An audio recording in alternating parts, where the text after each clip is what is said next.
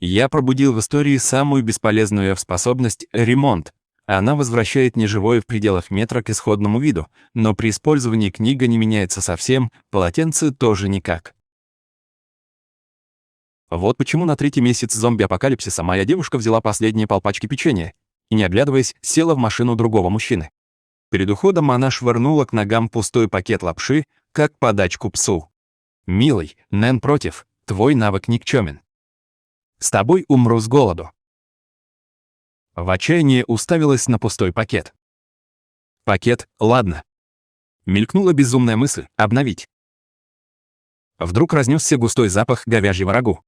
Под порванной крышкой ровная лапша и 3 пакетика специй. Я обомлел. Дар не пустой, мы все его неверно поняли. Восстановление до исходного состояния означало не возврат к состоянию секунду назад, а к первоначальному состоянию, в котором он был изготовлен. Пустой пакет лапши быстрого приготовления. Изначально был целым, нераспечатанным. Тогда сердце рвалось в груди, не страх, а восторг. Я огляделся в разграбленном маленьком магазине вокруг меня сейчас. Полки забиты, рваные обертки снеков и бутылки воды. В глазах других это был мусор, но теперь в моих глазах это было неиссякаемое сокровище. Я не спешил кипятить воду для лапши. В условиях апокалипсиса запах любой еды мог привлечь незваных гостей. Я тихо поднялся на склад 2-го этажа, завалил дверь тяжелыми стеллажами. Затем проверил, что безопасно, и начал свой опыт. Я кинул пустой пакет лапши на пол, мысленно «обнови, хорошо». Пакет едва сверкнул волной на глазах, и сразу возникла новая пачка. Еще. Сдержал радость и твердил без конца. Через 10 минут передо мной уже выросла небольшая горка из 60 пачек лапши. Откат умения — 10 секунд. Значит, могу всегда бесконечно есть лапшу быстрого приготовления. Потом я взглянул на пустую бутылку рядом. Обновить. Тут же появилась новая 500 мл бутылка чистой воды. Я вновь взглянул на аптечку на полу, осталась лишь упаковка. Обновить. В руках возникла новая аптечка. Дыхание участилось. Еда, вода, лекарства — самые ценные припасы апокалипсиса, теперь вдруг они бесконечны для меня. Юань, ты говорила, мой дар никчемный. Жди, увидишь. Придет день, на коленях попросишь у меня кусок хлеба. 3 дня подряд я заперся на складе. Горы пустых упаковок сразу стали моим сырьем.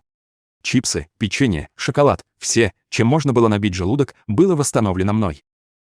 В больших коробках сода и минералка занимали ровно полкомнаты. Главное, нашел пустой газбаллон и мини-горелку из магазина. Это здорово выручило меня. Наконец смог есть горячее. Закрыл окна склада, вскипятил воду, вскрыл 3 пакетика приправы и аккуратно всыпал лапшу туда. Как только знакомый, давно забытый запах ударил в нос. В тот миг я не смог сдержать слез. Я плакал, жадно ел. Самая сытная и тихая трапеза с начала апокалипсиса. Насытившись едой и питьем, мой разум снова заработал. Прятаться здесь было не выход. Эту лавку вскоре атакуют зомби или найдут другие выжившие. Я должен прямо сейчас искать базу понадежней и оружие. Еда и вода в апокалипсисе — ты ягненок на заклание. Я запихнул припасы в 2 походных рюкзака. Потом приоткрыл дверь, чтобы глянуть наружу. Зомби бесцельно шлялись по улице. Я глубоко вдохнул, крепко сжав обновленный нож для чистки, острый как новый. Пора уже в путь. Выход из лавки был рискованным, но без бед. Рельеф переулка за ней помог уйти от зомби. Иногда, встретив одиночку, я брал обновленную банку кока-колы и с размаху швырял прямо в него. Пользуясь его шаткостью, я прикончил его ножом для чистки. Цель моя — жилкомплекс Ланган на западе города. Знаменитый элитный район города, полная охрана, высокие толстые стены. В начале апокалипсиса он держался бы еще какое-то время. Главное, там был дом родителей. Апокалипсис застал меня в универе, и связь с ними пропала. Найти их стало моей одержимостью. Но дорога к комплексу Ланган оказалась трудней, чем думал. Город замер. Брошенные машины намертво перекрыли все главные улицы. В пути видел много трагедий и жестоких схваток за провиант. Тогда я ясно понял, предательство юаня, возможно, лишь мелочь в этом жестоком мире. Здесь человечность давно рухнула. С наступлением ночи на третий день я наконец добрался до окраин комплекса Ланган. Высокие железные ворота заперты, на стене тени часовых. Здесь и правда теперь крепость для выживших. Я скрывался вдали, наблюдал.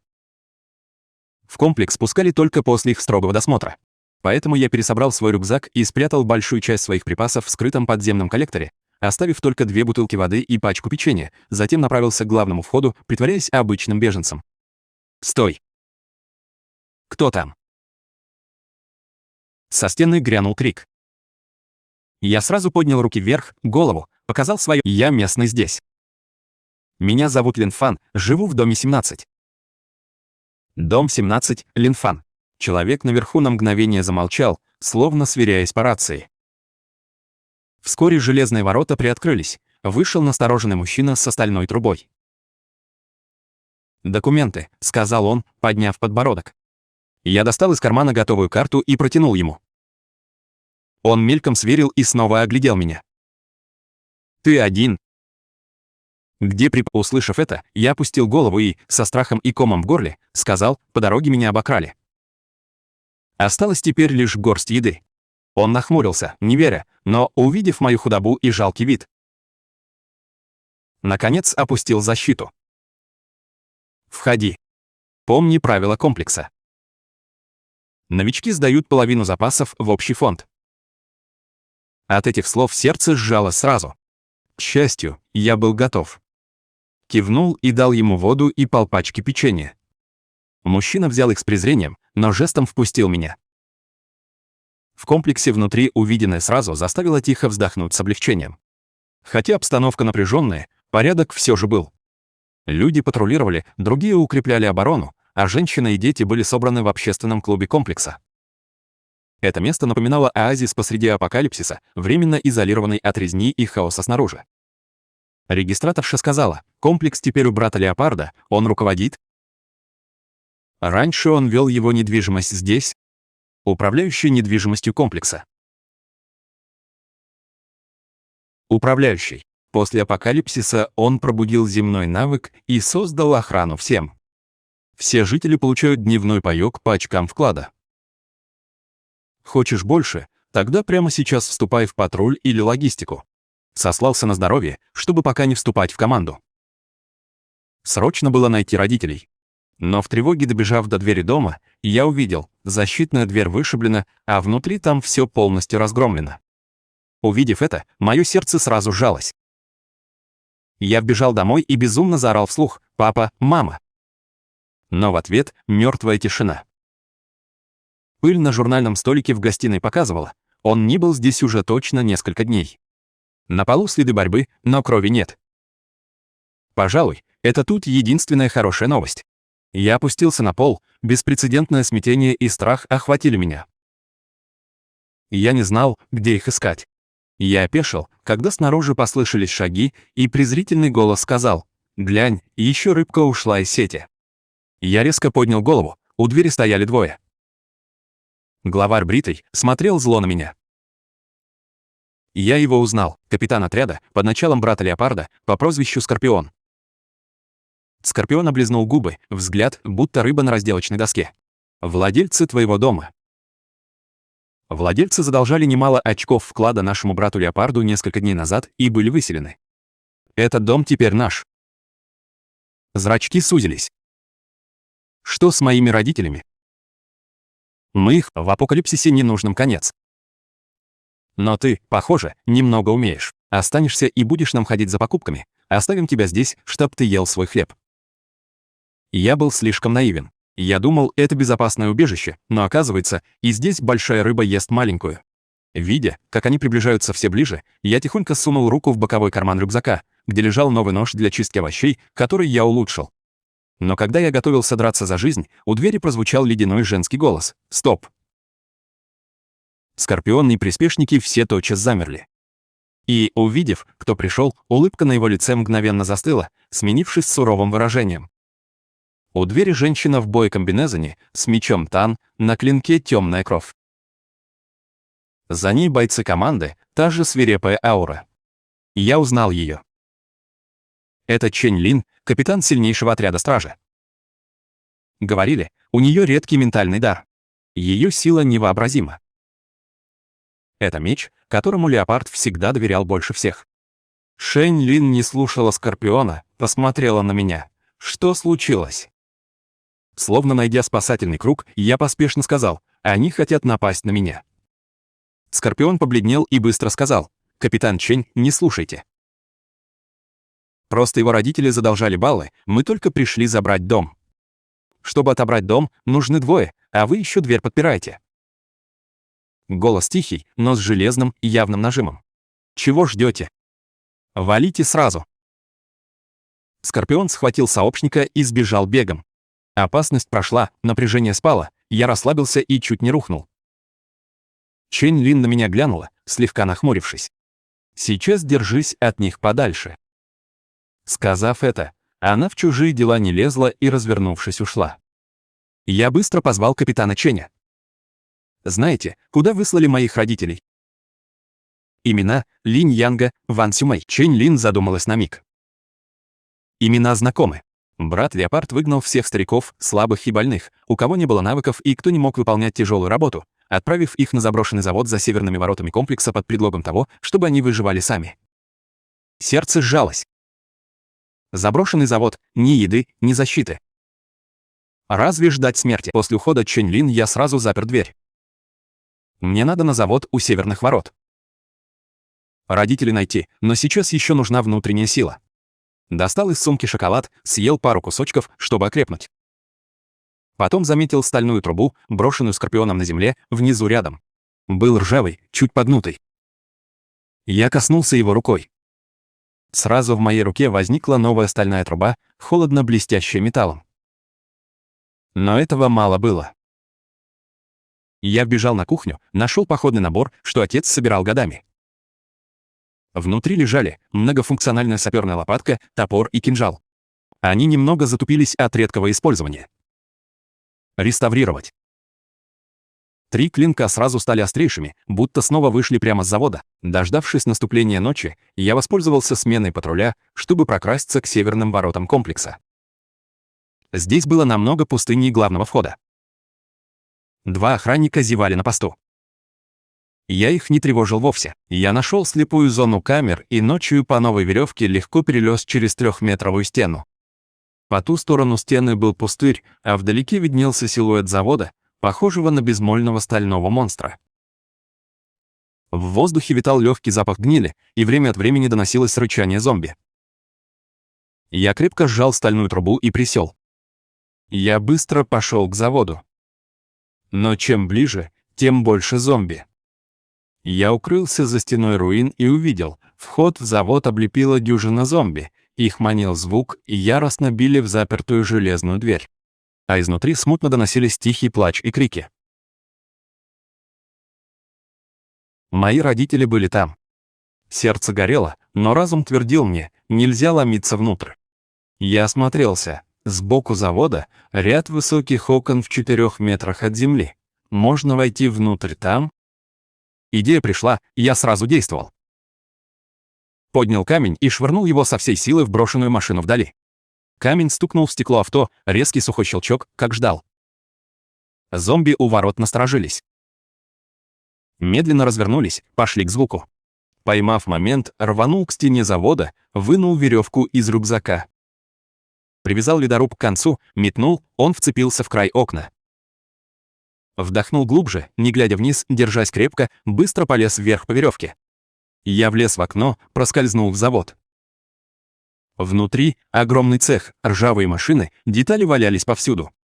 Лунные лучи проникли через сломанную крышу, вдали слышались рыдания и шепот. Я шел на звук, осторожно приближаясь. В углу среди брошенных машин видел десятки выживших. В основном старики, дети. Я сразу увидел родителей в толпе, забившихся в угол. Мама обняла колени и беззвучно плакала. Папа крепко держал ее, утешал все время. Глаза сразу запотели. Я позвал их хрипло. Все вздрогнули и разом обернулись ко мне. Родители резко подняли головы. Увидев меня, они сразу сменили удивление на огромную радость. Мама вскрикнула и бросилась. Наша семья из 3 человек крепко обнялась в этом безнадежном апокалипсисе. Радость воссоединения развеяла весь страх и неуверенность. Но вскоре резкий голос прервал эту теплую сцену. «А ты откуда взялся?» Вперед вышел мужчина со шрамом на лице, за ним стояло несколько крепких молодых людей, он явно был их предводителем. Он жадно впился взглядом, оценивая мой выпуклый рюкзак. «Неплохо, пацан, ты сам один дошел аж сюда. Что у тебя в сумке?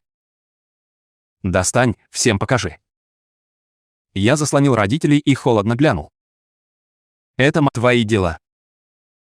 Он зло усмехнулся. «Тут теперь нет ни чужого, все мое. Умный, отдай сумку сейчас, иначе». Он поднял мачете в руке, угроза очевидна. Громилы позади него тоже меня окружили, злобно глядя. Старики и больные, загнанные сюда, негодовали, но молчали, лишь с жалостью глядели на меня. Отец быстро заслонил меня и улыбнулся шрамированному, чтобы успокоить его. «Вождь, сын мой глуп, в мешке лишь еда, мы отдадим тебе все это. Все твое, прошу, не мучай его, поздно». Шрамник холодно хохотнул. «Теперь хочу не только его сумку, но и жизнь». Сказал, и вмиг потянулся, чтоб схватить меня. Холодно сверкнуло в глазах, и я не отступил, а сразу пошел вперед. Трубой резко ударил ему по запястью под углом, сухой хруст. Запястье Шрамолицева выгнулось под нелепым углом. Все оцепенели, никто не ждал, что я, хрупкий, дам отпор. Шрамник, корчась от боли, лицо перекосило яростью, зарычал: «Ты посмел ударить меня? Хватайте! Берите!» Громилы опомнились и с криком рванули ко мне. Я швырнул рюкзак родителям и поднял стальную трубу, чтобы отбить удар. Один из громил замахнулся на меня деревянной палкой, я уклонился, и плавным движением запястья другой конец стальной трубы ударил его прямо в слабое место. Он издал жалкий крик и рухнул, скорчившись на земле. Я не делал лишних движений, каждый удар был нацелен на слабые суставы, это была чистая самооборона. Больше всего их ужаснула моя выносливость, казавшаяся бесконечной. После того, как я подряд уложил двоих, остальные громилы испугались и съежились, не смея двигаться вперед. Шрамник схватил сломанное запястье и уставился на меня, удивлен и зол. «Ты кто, черт побери? Ты тоже мутант?» Я не ответил, а лишь посмотрел на него ледяными глазами.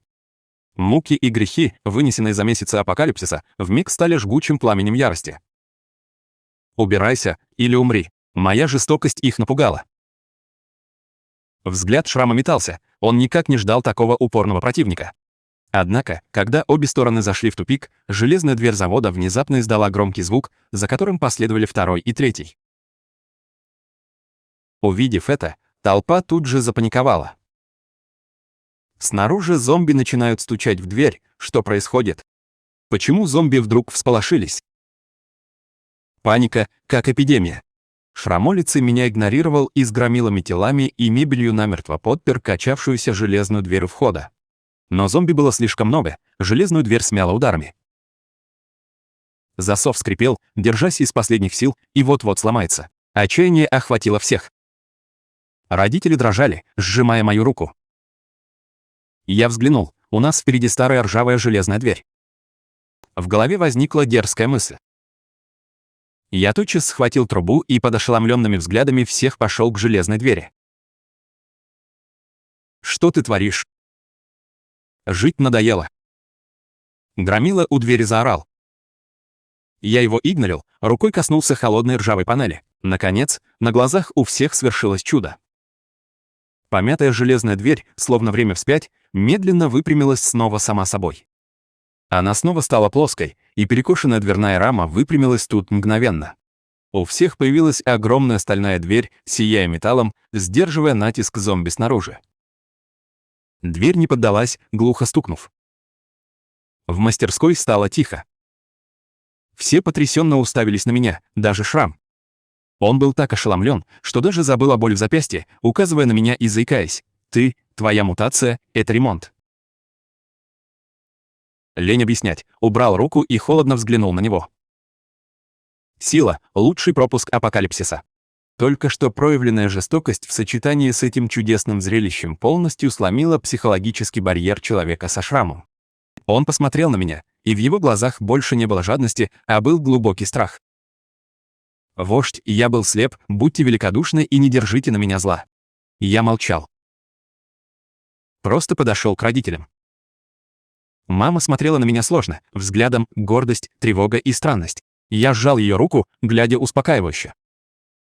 «Мама, не бойся, я рядом». Потом из огромного рюкзака я достал коробку саморазогревающейся еды, сосиску и бутылку воды. «Папа, мама, сначала поешьте немного». Запах еды немедленно привлек всеобщее внимание. Выжившие, голодные кто знает сколько, жадно смотрели на еду в руках моих родителей, шумно постоянно сглатывая слюну. Шрам и его люди уставились еще сильнее. В апокалипсисе, где еда дороже золота, я спокойно доставал вещи словно из ниоткуда. Их это потрясло сильнее, чем моя починка двери. После всего я снова глянул на Шрама. С этого момента. Здесь командую я. Голос тихий, но слышно каждому ясно. Лицо Шрамного сразу весьма напряженно. Наконец он опустил голову, убитый.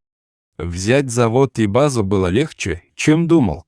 Против абсолютной силы и бесконечных запасов престиж Шрама ничтожен. Я их не гнал. В апокалипсисе рабочие тоже ценный ресурс. Я поручил им охрану и зачистку зомби в окрестностях, а сам занялся снабжением продовольствием и логистикой. Каждый день я запирался в отдельной комнате, делая вид, что провожу инвентаризацию припасов, но на самом деле я неистово создавал еду и всевозможные предметы первой необходимости. С каждым новым ящиком припасов их взгляды на меня становились почтительными. Все думали, у меня пространственная мутация, внутри горы припасов. С едой всегда найдется безопасное жилье. Лица выживших снова ожили. Заброшенный завод под моим надзором стал порядком. Теперь родители — мои главные помощники. Но, управляя людьми и деля припасы, они вернули достоинство и уважение, и психика постепенно улучшалась день за днем. Все шло как надо. Но у меня все еще был шип под ногой, безработный никчемный брат Бая из квартала Лань-Авантам. Он выгнал стариков, как моих родителей, заставил выживать одних, рано или поздно я с ним рассчитаюсь. Кроме того, район Аньяван был укреплен и жить там лучше, чем на руинах завода. Я хотел дать родителям и людям дом стабильней. Пора снова навестить брата Баа. Через неделю я был вполне готов. Я применил мутацию ремонта и восстановил на заводе несколько брошенных электромобилей сразу до полной батареи. Будто совсем новые. Я также обновил десятки защитных костюмов, касок и ботинок с стальными носками. По оружию, дополнительно к трубам и топорам велел заточить заводские стальные прутья, сделать много острых копий. Шрам и его люди теперь почти полностью были мной очарованы. Я дал им еды и теплую одежду, настоящий дар небес посреди апокалипсиса. Я отобрал 20 самых здоровых и сильных членов, включая Шрама. Перед уходом я оглядел снаряженную команду и сказал: «Теперь мы не попрошайничаем, а забираем свое, то, что нам должно по праву. В Эльване крепкие стены и уютные дома. Построим там надежный дом. Готовы ехать со мной, все в машину». Никто не колебался. Увидев мои чудесные способности, они стали доверять мне почти слепо. Колонна из 20 шла грозно к Эльвану. У северных ворот охрана на стене сразу явно нас заметила. Они увидели нашу команду, как спецназ, и обомлели. «Балари, тебя же выгнали. Зачем ты вернулся сюда?» «Шрам, теперь мой верный сторонник». Выпятил грудь и громко сказал: «Мы пришли сюда обсудить сотрудничество с братом Баа». «Сотрудничество. Только вы». Охранник насмешливо рассмеялся. В этот момент я вышел из машины, подошел и непринужденно сказал: «Пойди скажи брату Баа, что Линфан вернулся».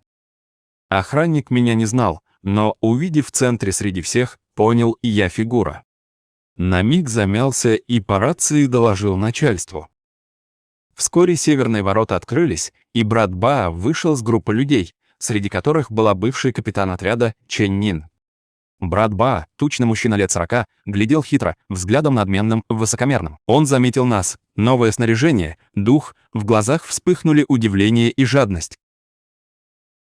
Я гадал, кто он. Это Лин Фан малыш. Не виделись пару дней. Где разбогател, юный Лин, ну же скажи. Брат, честные не говорят загадками. Мои пусть поселятся в районе Аняван. Но брат Баа расхохотался, будто ему шутка отличная была. Линь, ты еще спишь? Анаван, моя земля, я взял. С чего решил селить тут своих людей? Полагаюсь лишь на это. Щелкнул пальцами, Шрам сразу принес ящик и поднял его.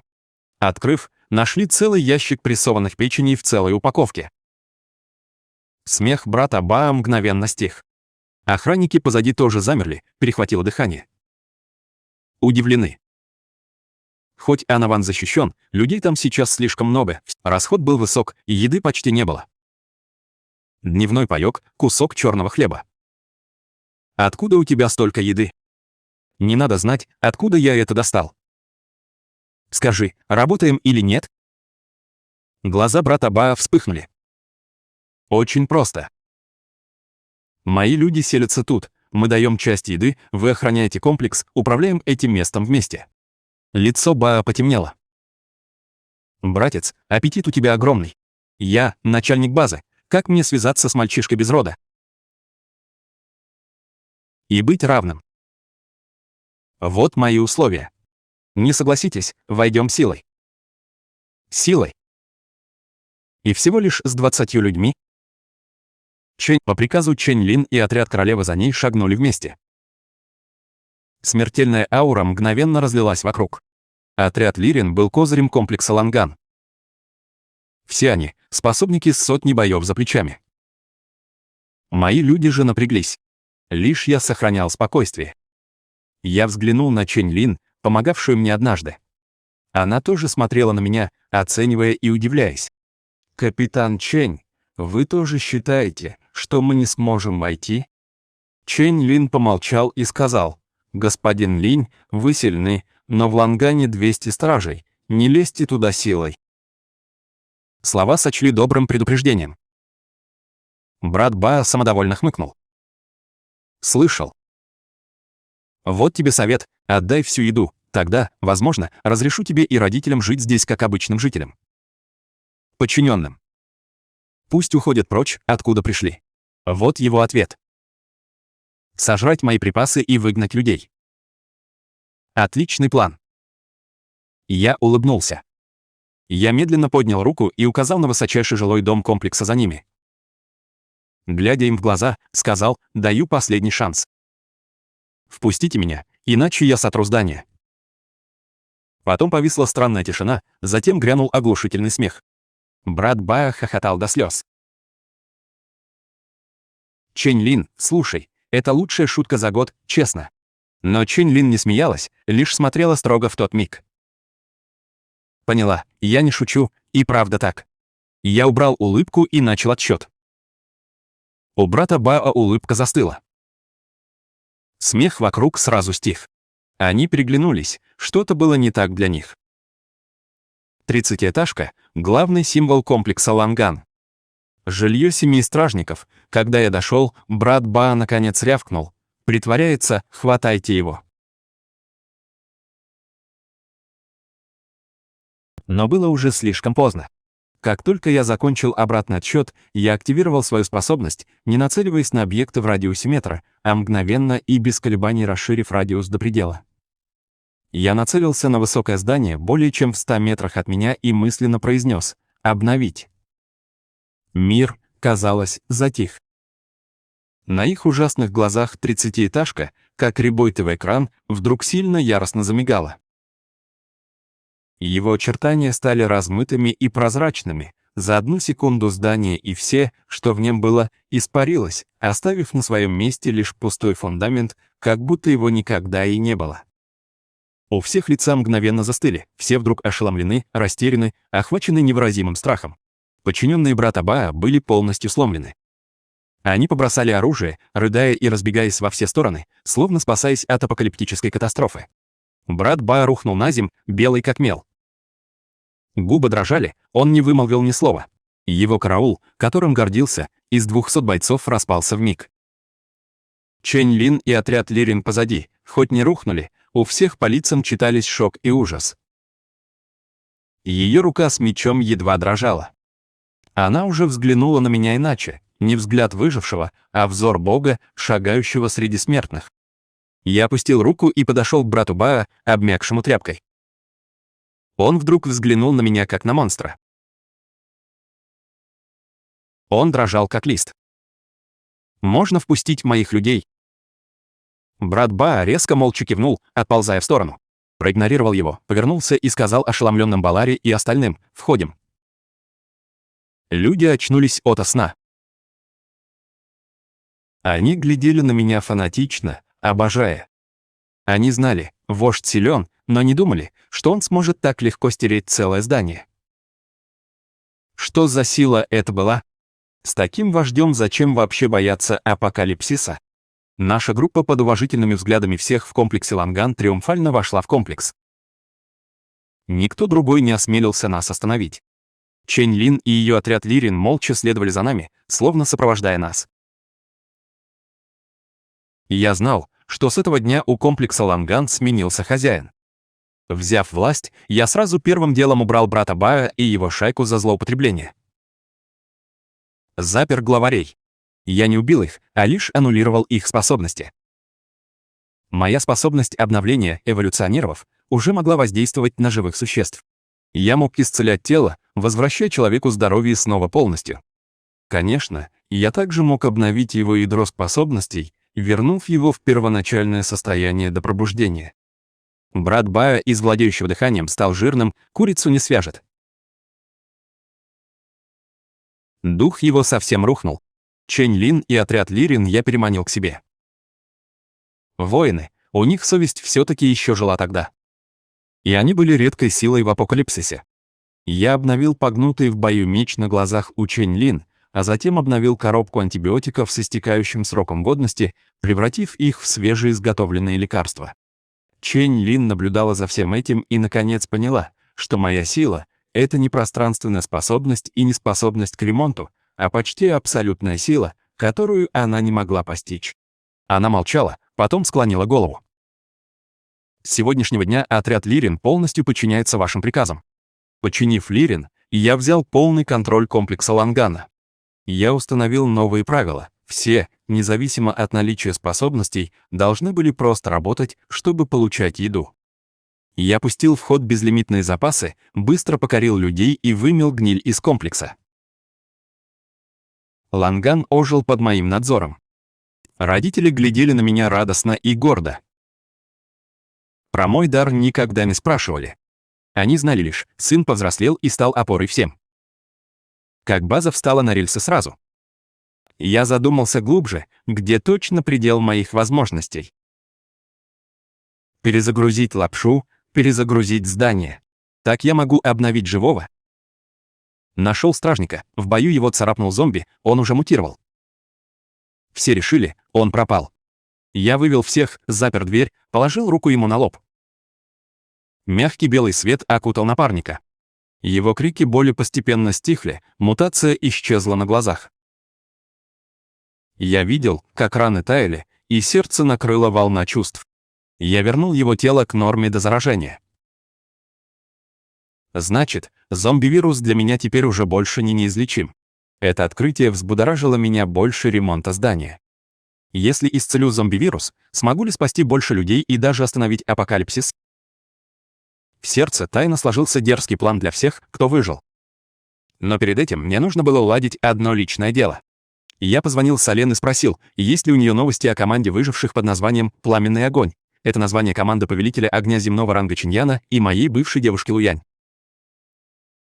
Чэнь Лин развернула карту, указала на супермаркет на востоке города. По сводкам, они сейчас там обосновались. Это здесь крупнейшая сила Востока.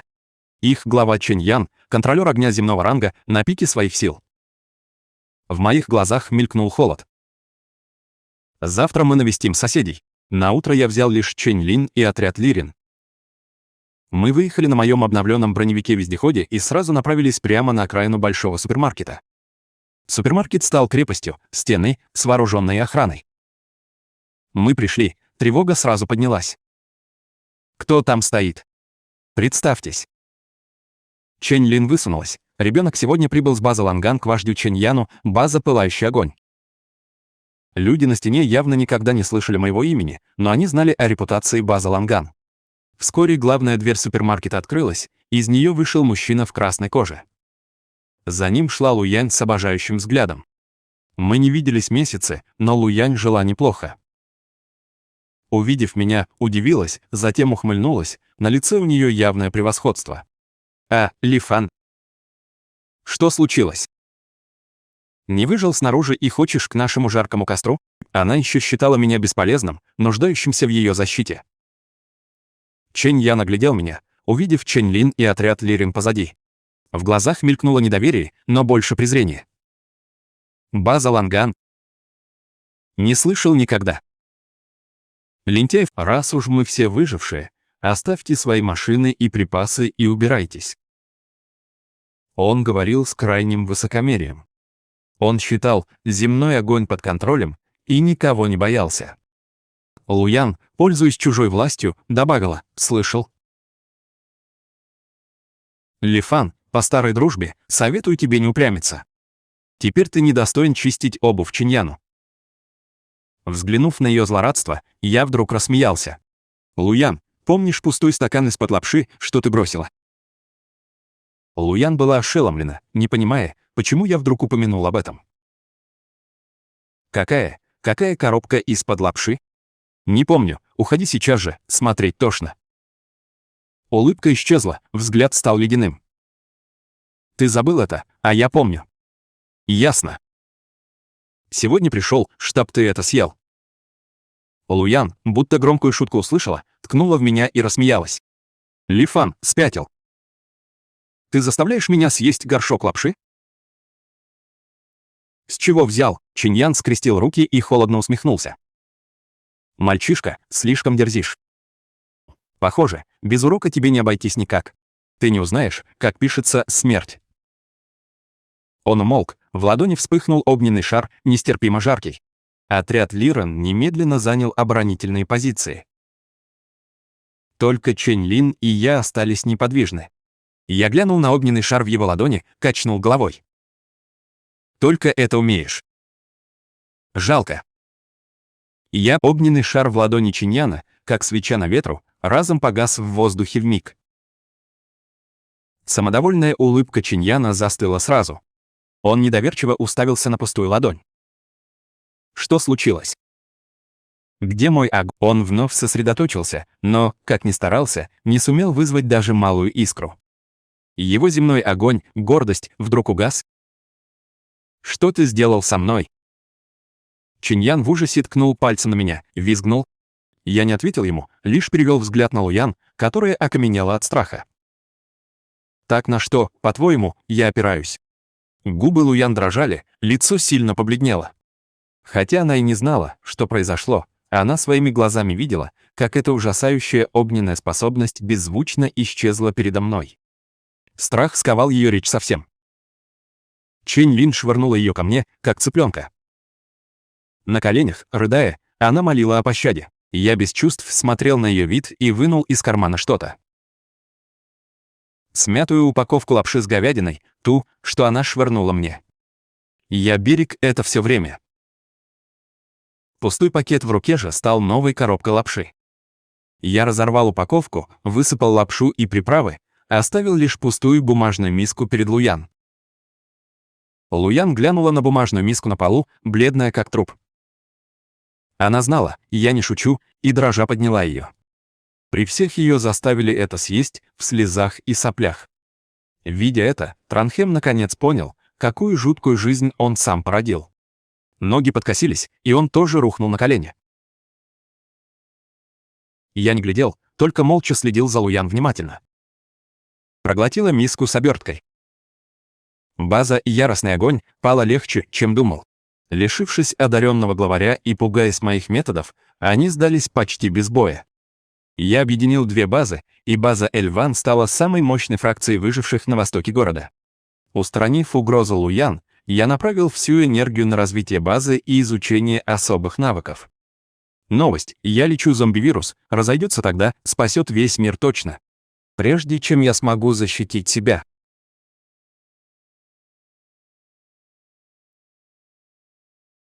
Мне пришлось хранить тайну. Я создал тайную медлабораторию под присмотром родителей, чтобы лечить зараженных, которых еще можно спасти. Каждый исцеленный мной человек был безмерно благодарен, становясь моим самым верным сторонником. Моя фракция продолжала расти, как снежный ком. За это время я также встретил другие фракции выживших. Друзьям я предоставлял припасы и помощь, к врагам не проявлял никакой пощады. Имя Лифан стало легендой. Одни звали меня богом-спасителем, другие — демоном, губящим мир. Что бы ни говорили, правду не скрыть.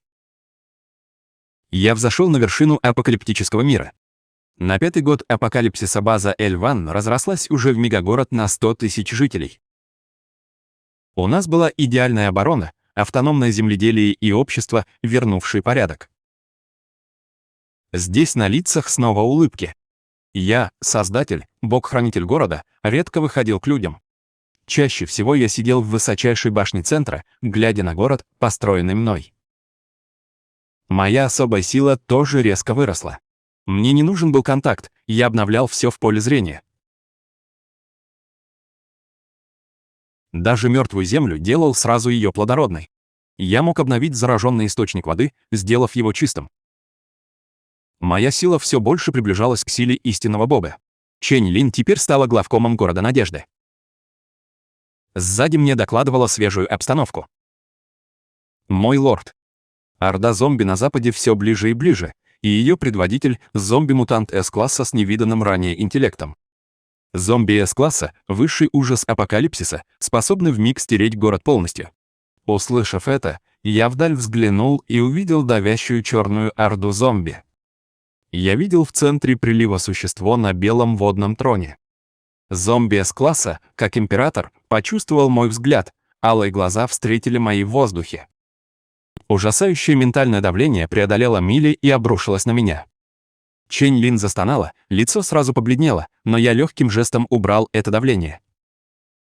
«Вы готовы?» Чэнь Лин вдохнула, взгляд тверд. «Город Надежда живет и гибнет с вами». Я улыбнулся, качнул головой. Я обернулся к ней. Потом оглядел всех в городе. Пора уже завершить этот апокалипсис.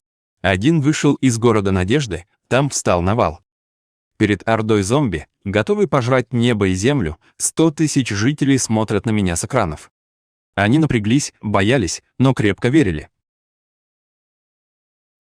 Рев из зомби мог вмиг сломать людскую душу. Он велел зомби атаковать всем скопом. Я медленно поднял руки, обнимая мир. Все ждали, что я уничтожу мир страшной атакой, но ошиблись. На лице не было злобы, взгляд спокоен, лишь одно сострадание. Мой дар не разрушать, а возрождаться. Я закрыл глаза и выпустил силу, без остатка. Он целился не в конкретного зомби и не в определенную область, а во весь этот израненный и больной мир. Казалось, в этот миг время остановилось. Неописуемо огромный и мягкий свет, сосредоточившись на мне, распространился на весь мир. Везде, где проходил свет, обезумевшие зомби замирали, их разлагающееся тело начинали исцеляться, а мутные глаза вновь обретали ясность. Жестокость и жажду крови в их глазах сменили растерянность и человечность. Свет прошел, на сухой земле вновь выросла свежая трава. Мрачные тучи рассеялись, открыв снова синее небо, забытое давно. Зомби С-класса сидит на белом водяном троне. Он в ужасе видел, как тело меняется. Пытался сопротивляться, но закон мироздания оказался сильнее, неизбежно. Он снова стал человеком, глядя на свои руки, поражен. Мир вокруг обновился до неузнаваемости. Все зараженные вирусом вернулись в норму, вся разрушенная апокалипсисом среда вновь обрела жизненную силу. Казалось, будто кошмар, длившийся 5 лет, был всего лишь галлюцинацией. Весь город Надежды погрузился в тишину. Все, ошеломленные, смотрели через экран на чудо. Не знаю когда, но вскоре один вдруг заплакал от радости, потом второй и третий. Наконец оглушительный гул прошел по городу в обновленном мире. Кричали мое имя. Я стоял на стене, чувствуя прохладу ветра. Обернувшись, я увидел Чэнь Лин, родителей, множество радостных, полных надежды лиц. Я улыбнулся. Миску лапши быстрого приготовления передо мной можно было обновлять бесконечно, как и мир,